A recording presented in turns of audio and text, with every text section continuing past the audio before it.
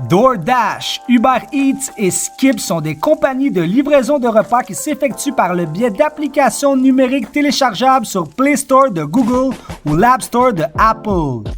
Ces applications donnent l'impression de faciliter la livraison autant pour les entrepreneurs en alimentation que pour les clients qui veulent se faire livrer des biens consommables. Si on recule de 2 pas pour avoir une vision d'ensemble, on constate que ces applications s'accaparent des profits en plus de compliquer la vie autant aux restaurateurs qu'aux consommateurs. En s'appuyant tout d'abord sur ces applications de livraison, cette vidéo démontrera simplement comment le virage numérique rend plus compliqué ce qui est simple de prime abord. En plus de ficher les utilisateurs, de les traquer, de les pister pour mieux les prédire et éventuellement les influencer et les contrôler, le virage du tout numérique complique tout, en opposition au contact humain plus simple, plus efficace, plus personnalisé et plus agréable tout simplement. Sans compter le fait qu'une importante partie de la population non éduquée, voire illettrée, est complètement perdue dans cette surabondance technologique dans toute la facette de notre vie privée, même à l'intérieur de nous. Revenons à l'essentiel qui concerne DoorDash, Uber Eats et Skip, qui prétend que sortir pour faire l'épicerie est une tâche contraignante, alors qu'il est plutôt agréable, nous permettant d'enfiler nos plus beaux habits, notre plus belle coupe de cheveux, notre plus beau sourire et de croiser des connaissances au marché. Regardez, c'est simple. Avant, il suffisait d'appeler le numéro de téléphone d'un restaurant et quelques minutes plus tard, un livreur apparaissait avec notre bouffe. Avec ces applications, il faut d'abord les télécharger, se loguer avec notre compte Facebook ou Google, c'est-à-dire que l'application a désormais accès à notre profil personnel, nos centres d'intérêt, ainsi que notre carte de crédit. Il faut ensuite choisir le menu de manière spécifique, donc se casser la tête, alors qu'au téléphone, on n'a qu'à dire « je vais prendre une pizza extra large all dress ». Il faut payer d'innombrables frais de livraison qui ne sont pas indiqués au préalable. Ouais, ces applications nous font payer des frais qui n'existaient pas avant leur apparition. Et en plus, ils ont le culot de nous dire qu'ils offrent une promotion sur un frais qui n'a jamais existé. Par exemple, j'ai vu une publicité de Skip, je pense que c'était Skip, qui offrait des frais de livraison gratuits pour un achat de 20$ et plus. Mais le problème, c'est que nous n'avons jamais payé pour des frais de livraison. Ça n'existait pas entre l'an 0 et 2019. Tu commandais, tu payais la nourriture et le pourboire. Aujourd'hui, ils nous annoncent des spéciaux sur les tarifs de livraison, mais on n'a jamais payé pour la livraison avant. Ils nous l'annoncent qu'on sauve de l'argent d'un frais qu'ils ont créé qui n'existait pas avant ces applications. Idem pour DoorDash qui offre la livraison à 0$ sur la première commande. De plus, des articles d'investigation ont montré que les factures commandées par application sont beaucoup plus salées que si on se déplace au restaurant ou en épicerie. On paye pour le service et la livraison, mais il paraît que les restaurateurs augmentent leur prix de près de 10% sans que cela ne soit indiqué pendant la transaction. Un autre article parle d'une plainte envers DoorDash et Uber Eats comme quoi des frais ne seraient pas indiqués au moment de la commande. Ces frais apparaîtraient seulement lors de la réception de la commande. J'ai titré cette vidéo « DoorDash, Uber Eats, la mafia de la restauration » car ces entreprises utilisent des procédés mafiosos pour s'infiltrer dans les commerces locaux et gruger une partie de leurs profits. Les commerces qui s'associent avec ces applications numériques ouvrent une boîte de Pandore. Ouais, l'offre semble alléchante au départ, mais il s'agit d'un cadeau empoisonné dont ils ne pourront plus se départir. L'employeur d'un petit commerce local qui fait affaire avec ces applications ne pourra plus choisir ses livreurs, ne pourra plus décider quel salaire il leur verse, ne pourra plus décider des frais qu'il veut imposer à ses produits. Tout sera prédéfini par l'entreprise étrangère dont il devra payer un frais récurrent dont il ne pourra plus se dissocier jusqu'à preuve du contraire. Jusqu'à ce qu'il devienne illégal pour un restaurant de ne plus faire affaire avec une application numérique. C'est par là qu'on s'en va.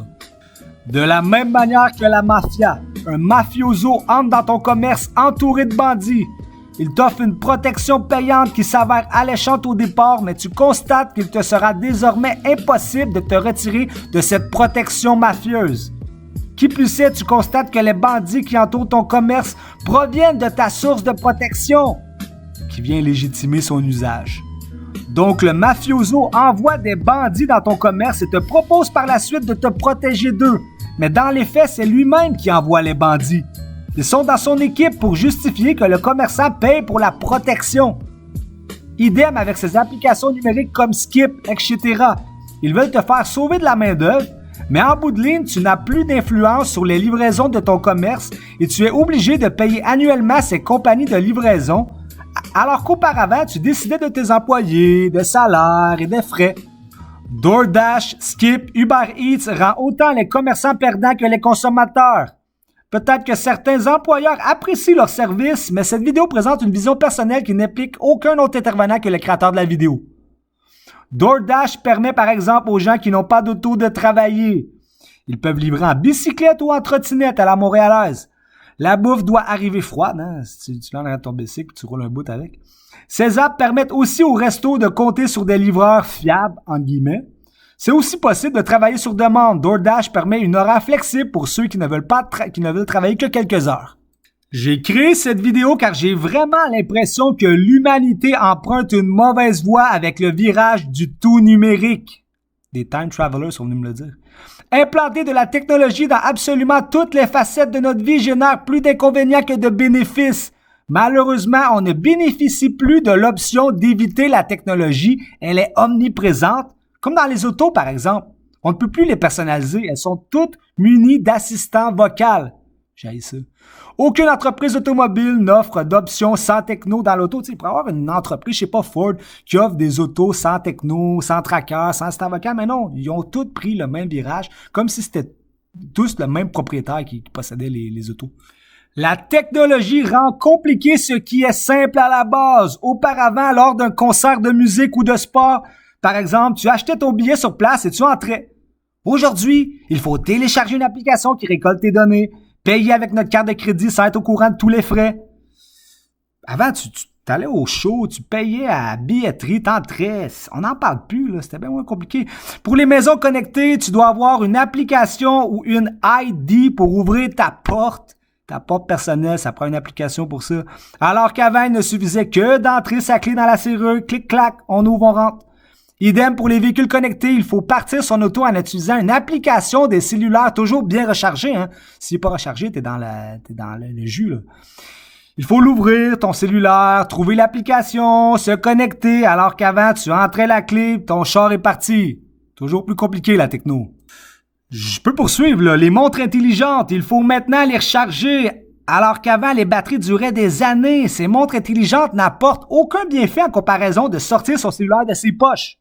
Que tu sortes ton cellulaire dans tes poches, ça prend une fraction de seconde. Tu vas rien sauver en regardant la petite écran de ta montre connectée. Si tu as une montre connectée, désabonne-toi de ma chaîne. J'ai pas assez le goût de te dire ça. Je t'aime pas. Les robots caissières aux épiceries et au McDonald's. Il faut aujourd'hui se casser la tête à scanner les prix. Alors qu'auparavant, une caissière souriante nous accueillait. C'est aussi compliqué de payer pour des fruits et légumes avec ces robots caissières. Il faut les peser. C'est où il faut les trouver? Il faut chercher l'article. Ça demande souvent l'intervention d'un commis. C'est fatigant. Des fois, ça fait sauver du temps, mais... Le pire, c'est que nous n'avons plus l'option de ne pas utiliser ces robots caissières. Une seule caisse est ouverte. À l'épicerie, on est obligé de scanner les articles nous-mêmes. Parlant de fruits et légumes, leur hausse de prix, ils ne veulent plus qu'on en consomme, hein.